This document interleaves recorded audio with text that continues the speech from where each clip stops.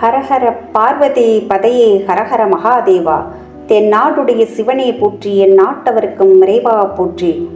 உலக புகழ்பெற்ற மதுரை மீனாட்சி சுந்தரேஸ்வரர் திருக்கல்யாண வைபவம் வருகின்ற வியாழக்கிழமை காலை 8:35 முதல் 8:59 வரை மிதுன லக்கணத்தில் பலவகை மலர்களால் அலங்கரிக்கப்பட்ட தோரண பந்தலிலே பாண்டியனின் தோகை கயல் விழியின் கல்யாண வைபவத்தில் தங்கம், வைரம், வைடூரியம், முத்து, பவளம் ஆகிய பல்வகை மணி ஆரங்களுடன் புதுமலர் மாலைகளுடன் மீனாட்சி புன் சிரிப்புடன் வந்து நின்றார்.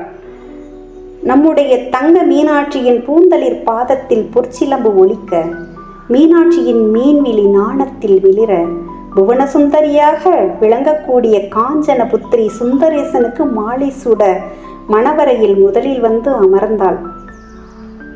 நான்முகன் அமர்ந்து மறைகள் ஓதிட, இறையடி இறைவனாக இருக்கக்கூடிய சொக்கநாத பெருமான் பட்டு பீதாம்பரத்துடன் சிறப்புடன் வந்து மணவரையில் அமர்ந்து தன் திரு கரத்தாலே திருமகள் தொழும்பாளே தங்கையின் மலர்கரத்தை சுந்தரரிடம் வைத்தார்.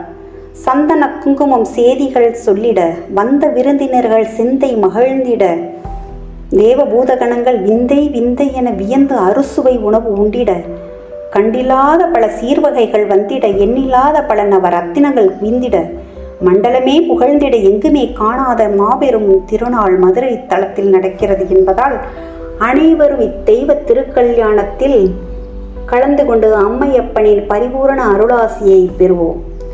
கௌரி கல்யாண வைபோகமே, லக்ஷ்மி கல்யாண வைபோகமே, மீனாட்சி கல்யாண வைபோகமே, சொக்கர் கல்யாண வைபோகமே, வைபோகமே.